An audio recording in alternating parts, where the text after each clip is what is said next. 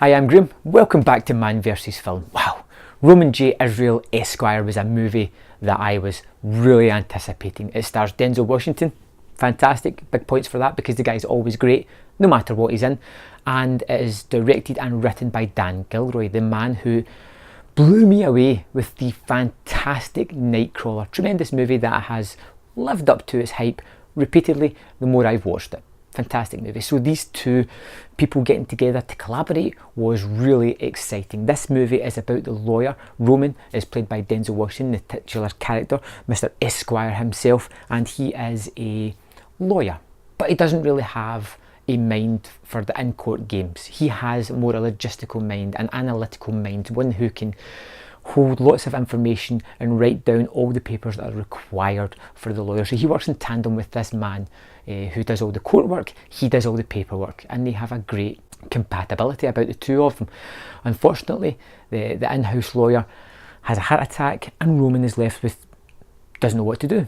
He ends up going to court, but he is too cantankerous for that. He argues back, doesn't know how to be court savvy, and ultimately it's not his playground, and he ends up working for Colin Farrell's character, a slick lawyer who is all about the bucks and all about the big money that he can make from the wins. He doesn't really care about the court cases, it's all about the dollars.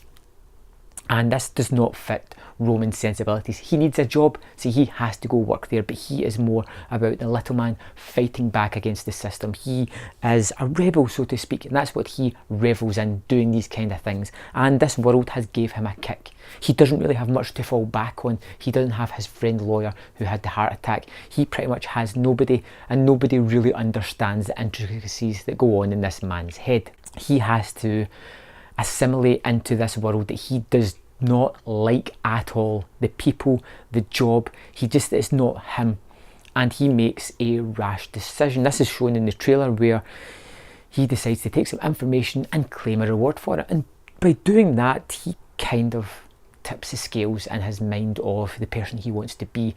His moral judgment is changed and he becomes the lawyer that everybody in Farrell's firm wants, the one who can help everybody with their problems, solve a lot of things, get billed, make lots of money for this company, and starts to become a little bit slicker. He starts to covet the monetary things. This is something that he doesn't like, the one thing he never wanted to become. It's a character study.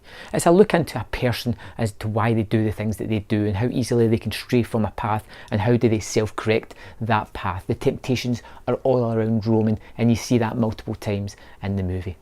It's an interesting piece and Denzel Washington does really well, but ultimately the movie isn't that interesting. It's watchable once. It's not going to have the rewatchability of Nightcrawler, which is a real shame. But it is a movie that I would suggest checking out once. You don't have to rush out to the cinema to see this thing. You can quite easily see it on Netflix, Amazon Prime, whatever streaming service, and be just as happy. It's not that big cinematic masterpiece that you have got to check out.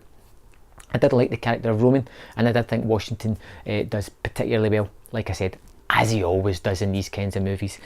The story just didn't fulfill me. It didn't give me that sense of completion that I wanted with this type of movie. I liked the character, I liked the ending of the movie. It just felt a little bit mundane and not super interesting, which I was hoping for. Still, it is, like I said, worthy of a recommendation.